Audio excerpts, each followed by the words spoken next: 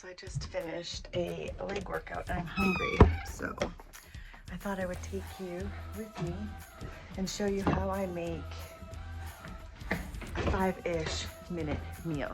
Meal prepping is my jam, and I'm wanting to talk to you a little bit today about how you can meal prep so that you're getting the most bang for your buck as far as time and effort is concerned, so that you can have healthy, delicious, super satisfying meals in like 5 to 10 minutes.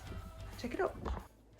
So today I want to talk about meal prep a little bit, because if you're trying to eat healthy, have balanced nutrition, maybe lose weight, or if you're working out, making sure that you're having good, healthy, nutritious meals is super important. And a way to save time with that is to meal prep. I will either batch cook, where I will make a couple of proteins, a couple of starches, and a couple of vegetables, and then I can mix and match my meals, or I will cook something with the intention of getting 2 or 3 different meals out of that. So today what I'm doing is I'm going with the second option. I've already pre-cooked meals that I made in my Instant Pot. So what I did was I made a 1-pot dish of chicken and rice. And if you have an Instant Pot and you've never used one of these, this thing is a game changer. So you have your rice in the bottom. For me, I use the Rooster brand white rice, and I had 2 cups in the bottom. And I wanted to flavor that a little bit because I wanted to kind of mimic a fried rice flavor. So in my rice, I added a tablespoon of chicken bouillon, some salt, a tablespoon of oregano,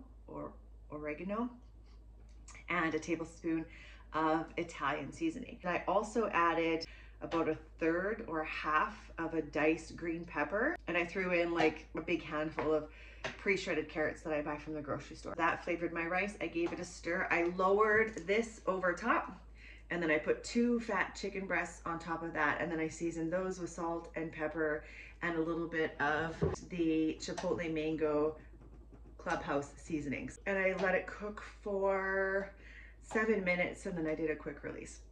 So that will give me dinner for that night. So that's meal number 1. Meal number 2, I will pre-package my meals with the leftover. So I already have that pre-weighed, pre-measured, ready to go. So if you're counting your macros or you're following a plan, this is an easy way to do that. So I'm going to take out my slices of chicken. I could have eaten it just like this, but I'm going to take these out. I'm going to dice them while I am stir frying up my rice. So to my heated up wok, I'm going to add a tablespoon of sesame oil. Oops, that's soy sauce. I'm using a rock wok. I'm not sponsored by them, but I love, love, love this. I use this thing every day, sometimes twice a day.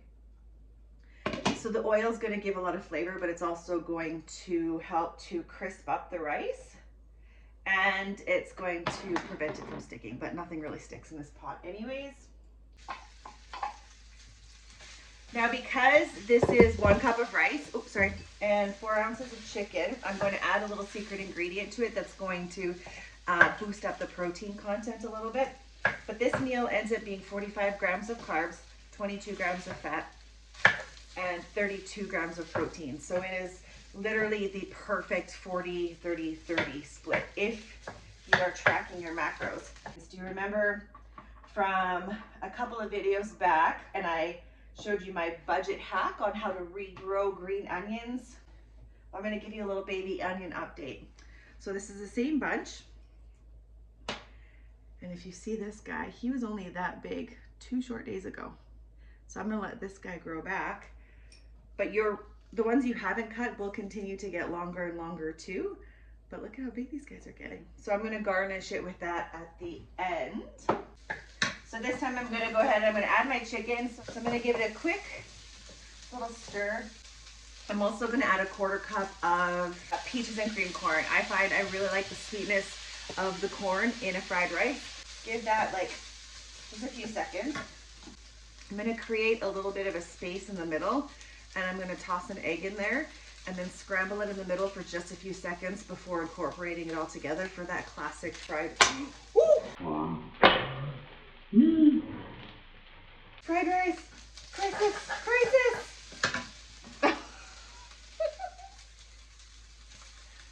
Oh no. Well, crisis averted. We got it in there. shell. Oh, shell. There we go, crisis averted. So you just create a little opening there in the middle and you give it a quick 15 to 20 second little scramble in the middle. You'll see that it's almost completely cooked. And then you can go ahead and incorporate it. The last little flavor component I'm going to add is some soy sauce. If you drizzle the soy sauce around the outside, it goes down into the bottom, so it gets to caramelize while it's getting into the rice. So just do a couple of passes around the outside. Ooh, yeah. Let's see if I can do this on camera without spilling.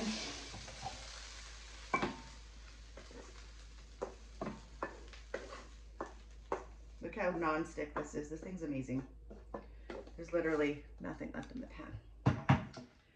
And then look at this. You have this big, huge bowl of fried rice, which if you ate from a Chinese food store would probably give you a little bit of guilt. And I use kitchen scissors, and when I fold it in half, cut it, fold it in half again and cut it. And then you can literally just snip, snip, snip. And get yourself some sliced onions on top. And that is it. We have our huge, delicious, full bowl of chicken fried rice, complete with eggs, vegetables. There's carrots in there, green onions, corn. If you want, you can add another tablespoon on top for that extra umami. And then we can dig in. Oh, I lost my chicken. The rice is super flavorful. You have the odd little crispy bit, and the saltiness from the soy sauce. And if you want some more budget-friendly meal prep hacks, let me know. Until next time, bye.